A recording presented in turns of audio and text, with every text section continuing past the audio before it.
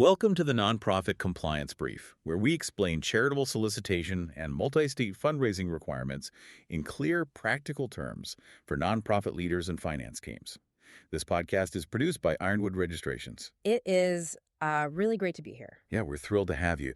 So today we're diving into a subject that I think, it haunts the to-do lists of just about every nonprofit leader I know. Oh, absolutely. It's a universal stressor. Right. It's that specific and often really stressful evolution of how an organization handles its legal paperwork.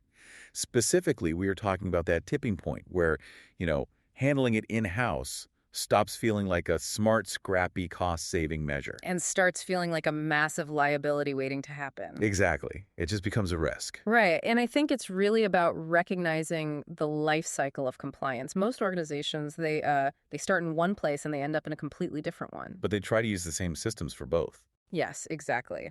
So the mission for this deep dive today is to really map out that life cycle. We want to go from the startup days all the way to multi-state expansion and, help you figure out if your internal systems have actually hit a wall. And what strikes me about this topic is that it's not really about the paperwork itself. No, not at all. It's about organizational maturity. It's about recognizing that what got you here won't necessarily get you there. So let's just start at the beginning, the starting line. I think we all have a mental image of the early stage nonprofit. Oh, for sure. It's the classic kitchen table phase. Or maybe the shared co-working space phase. Right. In this stage, compliance isn't a department. It isn't even a specific job title. It's essentially just a task list. And who usually ends up holding the bag for that list? Literally everyone. It's that classic all hands on deck reality. Yeah, the executive director is also the HR manager. And the board treasurer is doing the bookkeeping on weekends. The development director is the IT guy. Compliance,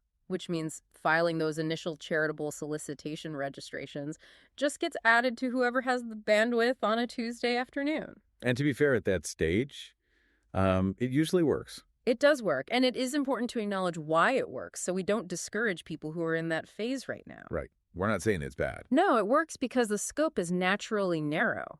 If you are a local animal shelter in Ohio, you're likely only soliciting in Ohio. You file one form once a year. Exactly. The deadline is predictable. It's manageable. But there is a massive hidden vulnerability in that simplicity, isn't there? It's what people in the industry call the bus factor. Yes, the bus factor. That is the single biggest risk in the early stage. Institutional knowledge is concentrated in one, maybe two people. So let's say you have an incredible office manager who handles the renewals. Right. They know exactly which file cabinet the state credentials are in. They know the login for the state portal. They probably even have the two-factor authentication code sent to their personal cell phone. And if that person gets a new job, The system walks out the door with them. We see this constantly. just totally vanishes. A nonprofit is humming along, totally compliant for 3 years. Then the admin person leaves. 6 months later, the executive director gets a nasty letter from an attorney general because nobody knew there was a renewal due in May. The organization didn't have a process. It had a person. And that works fine until it doesn't. That brings us directly to the core theme of this discussion. Yeah. And honestly, the part that is most counterintuitive. It's the growth paradox. Yeah, the growth paradox. Because we tend to think growth is linear. Exactly. This is the concept that trips up so many leaders. The assumption is if I double my fundraising revenue, I double my compliance work. Simple math. But the reality is much messier. It's exponentially messier. Because compliance tends to expand alongside fundraising growth. Yes, compliance tends to expand alongside fundraising growth, but it does not scale linearly. It scales with complexity, and complexity has multipliers. Let's break down those multipliers. Why does adding a few more states create such a headache? Isn't it just the same form, different address? I wish it were that simple. That is the dream of the unified registration statement, but in practice, the reality is completely fragmented. First off, every state has unique rules. Right. Some states require a wet signature, others are online only.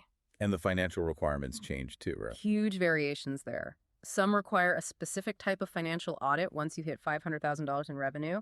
Others don't care until you hit $2 million. So you really can't just copy and paste the data into 40 different envelopes. Exactly. But the real killer isn't even the forms themselves. It is the calendar. The deadlines. This is where the exponential headache kicks in. Yeah. In the early days, you had one deadline, maybe May 15th. You did the work, you were done for the year. And once you're nationwide? You're in a year-round cycle of staggered deadlines. Some states want renewals 4.5 months after your fiscal year closes. 4.5, that's so specific. Right. Others want it 6 months after. Some operate on a calendar year regardless of your fiscal year. Suddenly, you have deadlines in November, February, May, July. It never stops. That shifts the skill set requirement entirely. You aren't just looking for someone who can read a rule book anymore. Precisely.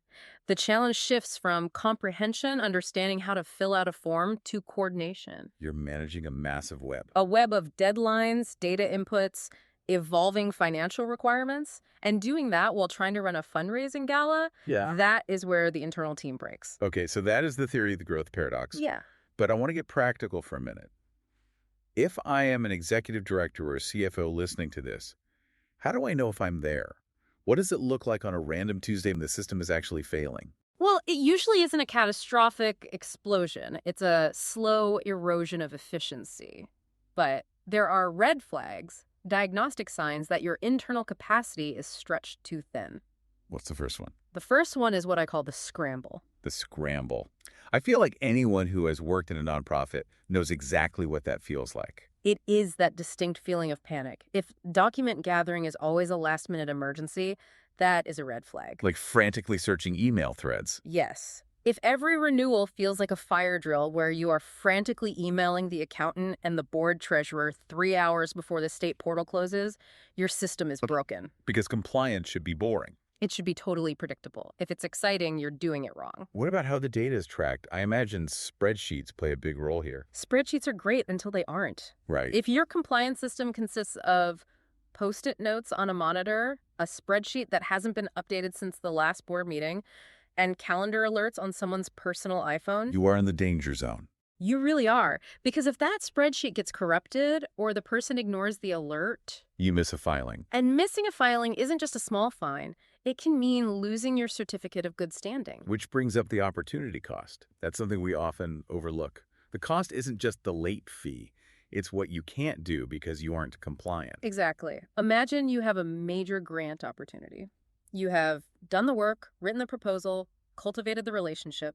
The grantor asks for your certificate of good standing. And you have to say, hold on, we are technically lapsed in that state. Right, because we missed a renewal. You might lose the grant entirely. And there is also the internal drain on talent. This is huge. If your development director who you hired to build relationships and bring in major gifts is spending 20% of their week wrestling with the Pennsylvania state portal, Or trying to figure out why a payment didn't go through in California. yes, you are losing money. You are paying a high salary for administrative data entry. I want to pause here because hearing all of this, it can feel like a critique. It can feel like we are saying, you messed up. And it is vital to reframe this. These red flags, the scramble, the complexity, the strain, these are usually symptoms of success. Success. Yes. It means you grew. You have outgrown the startup phase. You are raising enough money to trigger audit requirements. You are attracting donors from enough states to require registration. That is a good thing. It's a great thing. It is a growing pain, not a failure, but you have to treat it like a growing pain and adjust your treatment plan. So the treatment plan often involves outsourcing, but I know for a lot of leaders, specifically founders or hands-on EDs, that word outsource is terrifying. Oh, absolutely. There is a myth that outsourcing means losing control. It's the loss of agency fear. Right. People think, if I don't do it myself, how do I know it's done right? Am I just washing my hands of my legal responsibilities? Is that what happens? No. And we need to draw a very bright line here between execution and governance.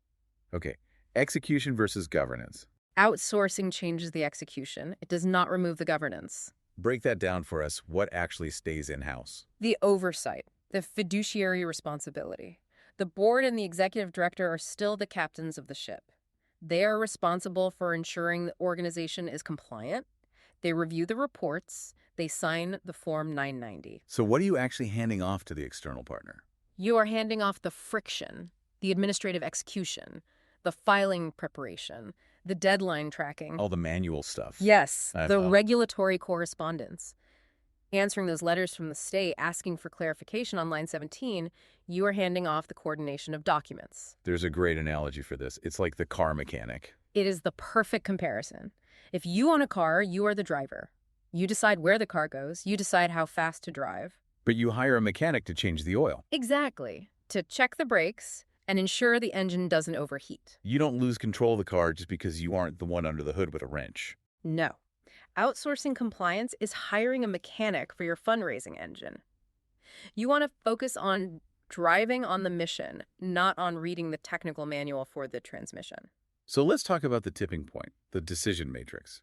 Is there a magic number?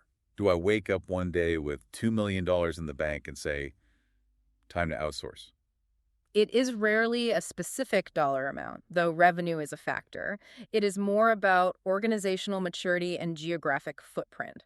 There are specific triggers. What is the first big trigger? The expansion of the fundraising footprint. Usually the rule of thumb is when you start soliciting in 5 or more states. 5 states? Yeah.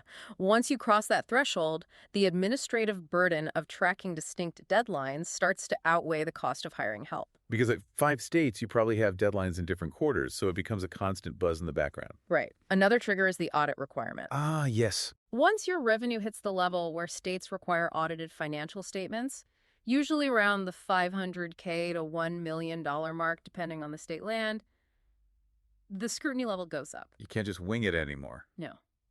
The filings become much more technical. And I assume staff specialization plays a role here, too. A massive role. When you are small, everyone is a generalist. But as you mature, you hire specialists. You hire a major gifts officer. You hire a program director. You hire a CFO. None of those people should be doing data entry for state registrations. Exactly. It's about highest and best use of time. Makes total sense. When leadership starts seeking predictable processes rather than celebrating heroic saves by the office manager, that is the moment to look for outside help. Let's be the devil's advocate for a moment, though. Let's weigh it up. The cost-benefit analysis. Because outsourcing isn't free. There is a line item on the budget. There is. And for a frugal nonprofit board, that can be a hurdle. But Right. let's look at the gains first. The primary gain is centralized tracking and a single source of truth. You stop wondering if you are compliant. And that continuity piece we touched on earlier. It is insurance against turnover. If you outsource and your internal admin quits, your compliance engine keeps running. You don't have to panic train the new hire on 40 different state portals on their first day. Exactly. But we have to be balanced. What are the downsides? What is the friction in doing this? The financial cost is real. You are paying for expertise. There's also an onboarding cost. Not necessarily money, but time. It's an investment of energy. You can't just flip a switch. You have to transfer the knowledge, get the account set up, and grant access. It takes a few weeks of focus to get the external partner up to speed. And communication changes. Yes. Yeah. You need to establish clear communication structures. You need to know who internally is approving the filings. You can't just ignore them. Right. You need to be responsive when the partner asks for the audit or the 990. It's a partnership, not a vending machine. That is a key distinction. You can't just pay the money and disappear. No. The goal is improving reliability, not removing internal awareness. You still need to read the reports. And it really ties into what we found across the board, which is that organizations that review requirements periodically avoid most problems. Yes, organizations that review requirements periodically avoid most problems. It is just a fact. It keeps you proactive instead of reactive. So to bring this home to the listener, if you are sitting in your office right now, maybe looking at a stack of mail that you're afraid to open, what should you be asking yourself? What is the self-evaluation checklist? There are 4 questions I would ask. First, are compliance tasks delaying your core work?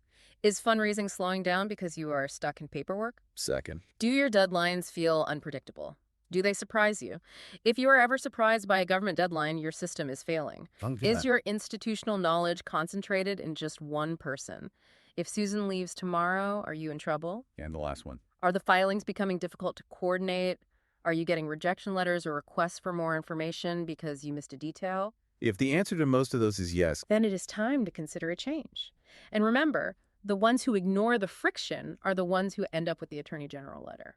this brings us to a really important closing theme. Yeah. We talked about reframing earlier. I think there is a deep-seated tendency in the nonprofit world to view outsourcing as admitting defeat.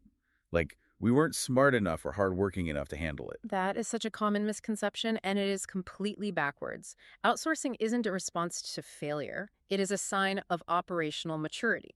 Say more about that. Think about the corporate world. You don't see the CEO of a Fortune 500 company filing the corporate taxes. Right. You don't see the head of sales writing the HR handbook. They have specialists. Outsourcing means you have reached a level where your time and your staff's time is too valuable to be spent on administrative compliance. It's graduating, not failing. Exactly. It allows your staff to focus on mission-driven work. It creates a system that is structured, predictable, and resilient. And ultimately, this isn't just about avoiding fines or paperwork. It goes back to the core of what a nonprofit is. It's about trust.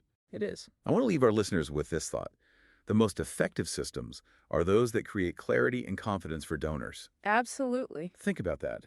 If your internal system is creating anxiety, if you're worried about whether you're legal to ask for money, that anxiety bleeds into the organization.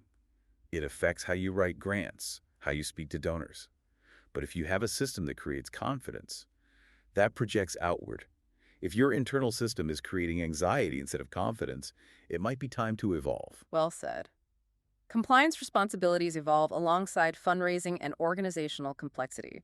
Whether you manage it internally or support it externally, the goal is clarity. Absolutely.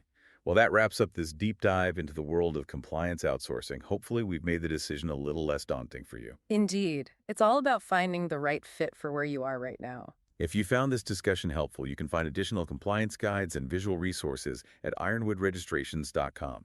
Thanks for listening.